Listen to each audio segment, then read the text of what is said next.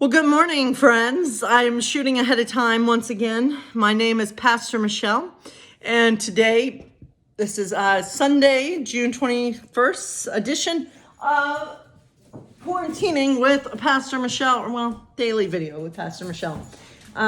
Although we are technically still quarantining, right? So, anyway, as you can tell, I'm a little red. So, I'm filming this on Saturday.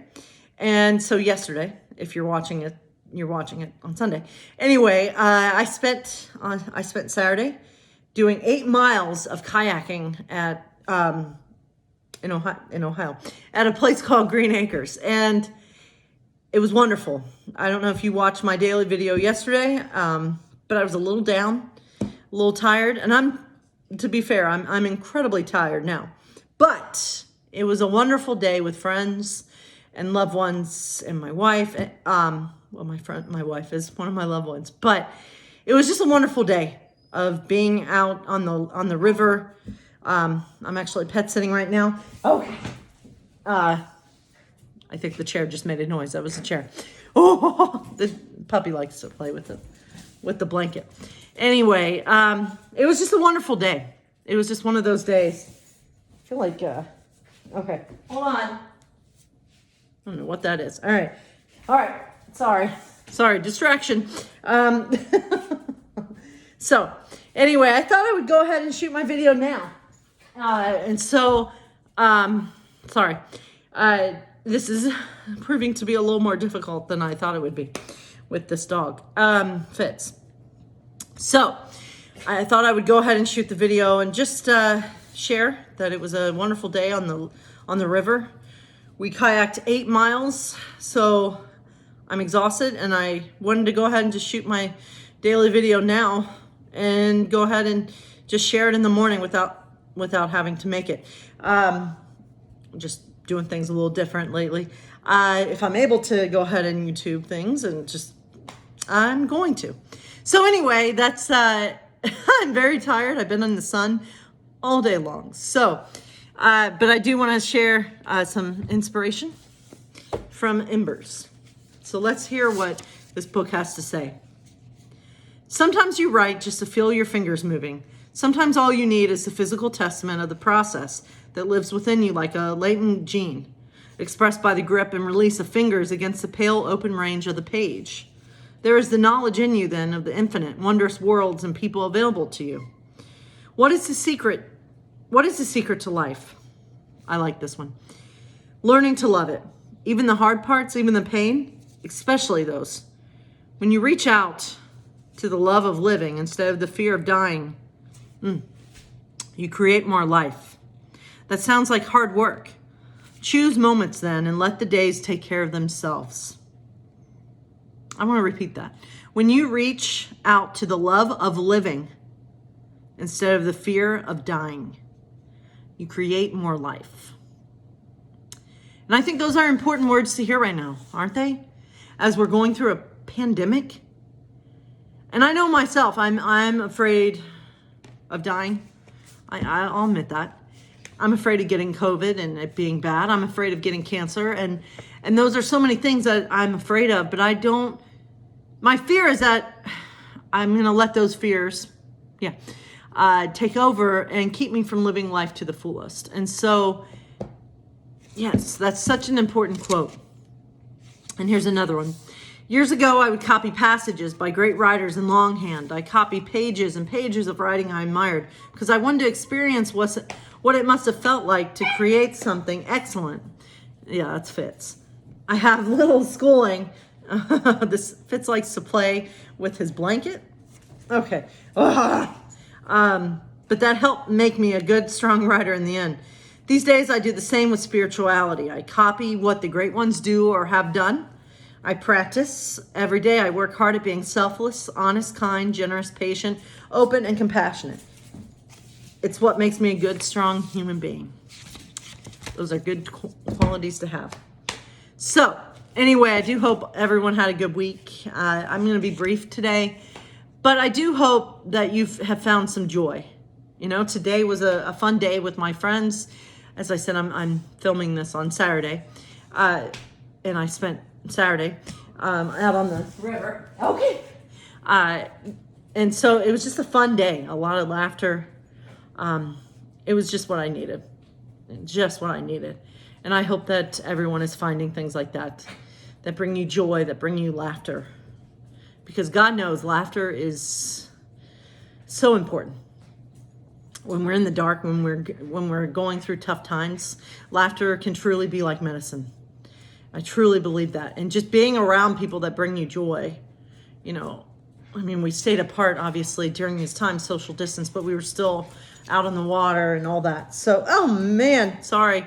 Fitz is doing something to the blanket, that dog. Yeah. Anyway,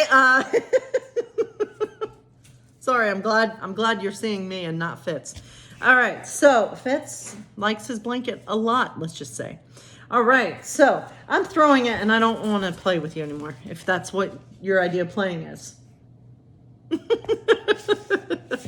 Anyway, on that note, that's not even the right note, but let's listen to some Hunger Games. Change the topic altogether. All right, so let's finish up this chapter of Hunger Games, shall we? So, as we know, Katniss is up in the tree, getting ready to knock down the branch that has the jackers, the like deadly bees in it, and then the nest is gonna fall down on like Peeta and the bad people down below. So let's see what happens. There's no sense in putting it off. I take a deep breath, grip the knife handle, and bear down as hard as I can. Back, forth, back, forth. The tracker jackers begin to buzz, and I hear them coming out. Back, forth, back, forth. A stabbing pain shoots through my knee, and I know one has found me, and the others will be honing in. Back, forth, and just as the knife cuts through, I shove the end of the branch as far as away from me as I can. It crashes down through the lower branches, snagging temporarily on a few, but then twisting free until it smashes with a thud on the ground. The nest bursts open like an egg, and a furious swarm of tracker jackers takes to the air. I feel a second sting on the cheek, a third on my neck, and their venom almost immediately makes me woozy. I cling to the tree with one arm while I rip the barbed stingers out of my flesh. Fortunately, though, only those 3 tracker jackers had identified me before the nest went down. The rest of the insects have targeted their enemies on the ground. It's mayhem. The careers have woken to a full-scale tracker jacker attack. Peeta and a few others have the sense to drop everything and bolt. I can hear cries of, to the lake, and no, they hope to evade the wasp by taking to the water. It must be close if they think they can outdistance the furious insects. Glimmer and another girl, the one from District 4, are not so lucky. They receive multiple stings before they're even out of my view. Glimmer appears to go completely mad, shrieking and trying to bat the wasp off with her bow. with her bow, which is pointless. She calls to the others for help, but of course no one returns. The girl from District 4 staggers out of sight, although I wouldn't bet on her making it to the lake. I watch Glimmer fall, twitch hysterically around on the ground for a few minutes, and then go still. The nest is nothing but an empty shell. The wasps have vanished in pursuit of the others. I don't think they'll return, but I don't want to risk it. I scamper down the tree and hit the ground running in the opposite direction of the lake. The poison from the stingers makes me wobbly, but I find my way back to my own little pool and submerge myself in the water, just in case any wasps are still on my trail. After about 5 minutes, I drag myself onto the rocks. People have not exaggerated the effects of the tracker jacker stings. Actually, the one on my knee is closer to an orange than a plum in size. A foul-smelling green liquid oozes from the places where I pulled out the stingers. The swelling, the pain, the ooze. Watching Glimmer twitching to death on the ground, it's a lot to handle before the sun has even cleared the horizon. I don't want to think about what Glimmer must look like now. Her body disfigured, her swollen fingers stiffening around the bow. The bow! Somewhere in my befuddled mind, one thought connects to another, and I'm on my feet, teetering through the trees back to Glimmer. The bow, the arrows, I must get them. I haven't heard the cannons fire yet, so perhaps Glimmer is in some sort of coma. Her heart's still struggling against the wasp venom. But once it stops and the cannon signals her death, the hovercraft will move in and retrieve her body, taking the only bow and sheath of arrows I've seen out of the games for good, and I refuse to let them slip through my fingers again. I reach Glimmer just as the cannon fires. The tracker jackers have vanished. The girl, so breathtakingly beautiful in her golden dress the night of the interviews, is unrecognizable. Her features eradicated, her limbs 3 times their normal size. The stinger lumps have begun to explode, spewing putrid green liquid around her. I have to break several of what used to be her fingers with a stone to free the bow. The sheath of arrows is pinned under her back. I try to roll over her body by rolling on one arm, but the flesh disintegrates in my hands and I fall back on the ground. Is this real, or have the hallucinations begun? I squeeze my eyes shut tight and try to breathe through my mouth, ordering myself not to become sick. Breakfast must stay down if it might be days before I can hunt again. A second cannon fires, and I'm guessing the girl from District 4 has just died. I hear the birds fall silent, and then one give the warning call, which means hovercraft is about to appear. Confused, I think it's for Glimmer, although this doesn't quite make sense because I'm still in the picture, still fighting for the arrows. I lurch back onto my knees and the trees around me begin to spin in circles. In the middle of the sky, I spot the hovercraft. I throw myself over Glimmer's body as if to protect it, but then I see the girl from District 4 being lifted into the air and vanishing. Do this, I command myself. Clenching my jaw, I dig my hands under Glimmer's body, get a hold on what must be her rib cage, and force her onto her stomach.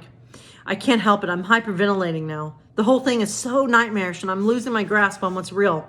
I tug on the silver sheath of arrows, but it's caught on something, her shoulder blade, something, and finally yank it free.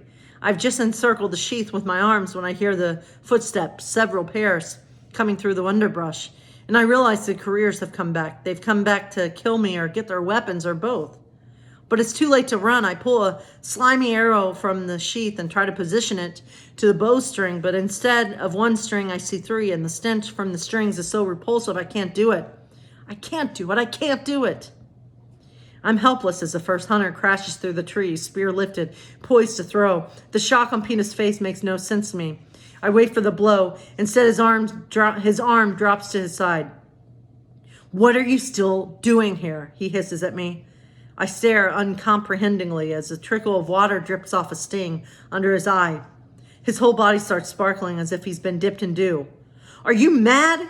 He's prodding me with the shaft of the spear now. Get up, I rise, but he's still pushing at me. What is going on? He shoves me away. He shoves me away from him hard. Run, he screams. Behind him, Cato slashes his way through the brush. He's sparkling wet, too, and badly stung under one eye. I catch the gleam of sunlight on his sword and do as Peeta says, holding tightly to my bow and arrows, banging into trees that appear out of nowhere, tripping and falling as I try to keep my balance. Back past my pool and into unfamiliar woods, the world begins to bend in alarming ways. A butterfly balloons to the size of a house and shatters into a million stars. Trees transform to blood and splash down over my boots. Ants begin to crawl out of the blisters on my hands, and I can't shake them free. They're climbing up my arms, my neck. Someone's screaming, a long, high-pitched scream that never breaks for breath. I have a vague idea it might be me. I trip and fall into a small pit, lined with tiny orange bubbles that hum like the tracker jacker nest. Tucking my knees up to my chin, I wait for death. Sick and disoriented, I'm able to form only one thought. Peeta Mellark has just saved my life. Then the ants bore into my eyes, and I black out. So what will become of Katniss? We'll find out tomorrow. So my friends, I do pray that you all have a good day. And I hope that you continue to stay safe out there. And let's do the Lord's Prayer. Our Father and Mother who art in heaven, hallowed be thy name, thy kingdom come, thy will be done, on earth as it is in heaven. Give us this day our daily bread, and forgive us our debts as we forgive our debtors. And lead us not into temptation, but deliver us from evil. For thine is the kingdom, and the power, and the glory forever. Amen. And now, my friends, I close with my, I could just tell that I'm really tired. I close with my saying, increase love, decrease hate. So remember to do that in whatever way that you can. Stay safe out there, and may God's love be with you. God bless you.